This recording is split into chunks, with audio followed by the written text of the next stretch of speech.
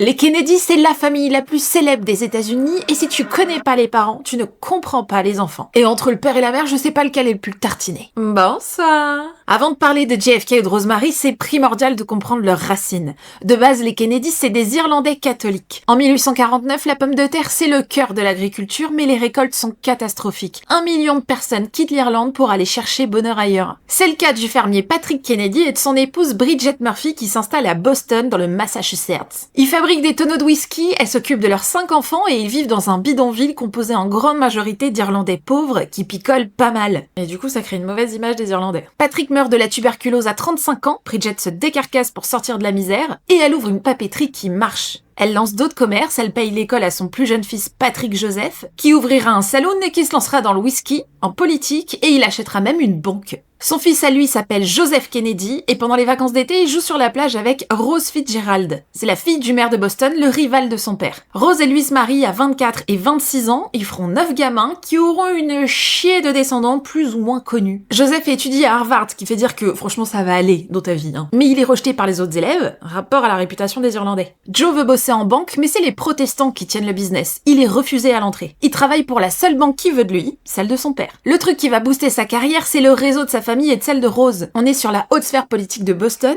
où il a accès à des infos sensibles. Il devient un expert de la bourse et grâce au gossip qu'il entend, il sait dans quelle société investir. Qu'est-ce Pelorio, le délit d'initié. Il devient blindé comme un char. Pendant la prohibition, il est soupçonné d'avoir importé de l'alcool européen en passant par le Canada. Quoi qu'il, en 1931, il possède 300 millions de dollars actuels et une réputation d'arnaqueur. Son nom devient célèbre et il tente de se racheter une image en payant un journaliste du New York Times pour lui faire de la pub dans des articles pas du tout objectifs. Il investit dans le cinéma quand les banquiers de l'époque estiment que c'est juste une traîne qui va pas durer. Le flair des mecs.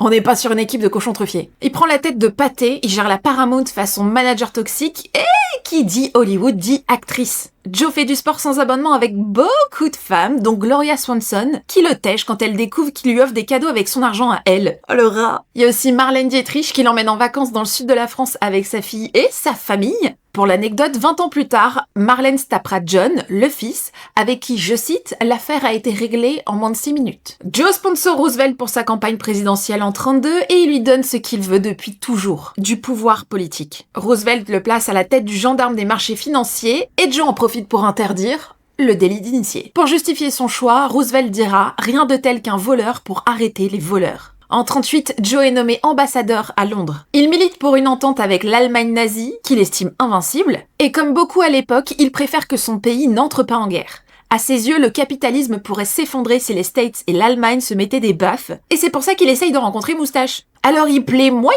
au roi George VI, qu'il reçoit à Windsor, et il crée le scandale quand il déclare à l'annonce de la guerre « Je donne pas 2 semaines pour que la Grande-Bretagne fasse partie du Troisième Reich ». Sa fortune est désormais de 180 millions de dollars, soit plus de 4 milliards en 2025. Mais ça lui enlèvera pas la frustration de ne pas avoir atteint son rêve, être président des États-Unis. En même temps, il avait vraiment une image de merde, hein. Alors il monte une équipe pour envoyer Joe Jr. à la Maison-Blanche. Le fils doit prendre la revanche du père. Après avoir fait la chasse aux communistes dans les années 50, Joe fait un AVC qui le rend hémiplégique avant de mourir à 81 ans. Ça, c'est mes principales sources pour cette vidéo et la prochaine fois, je te parle de sa femme Rose et crois-moi, il y aura du lourd.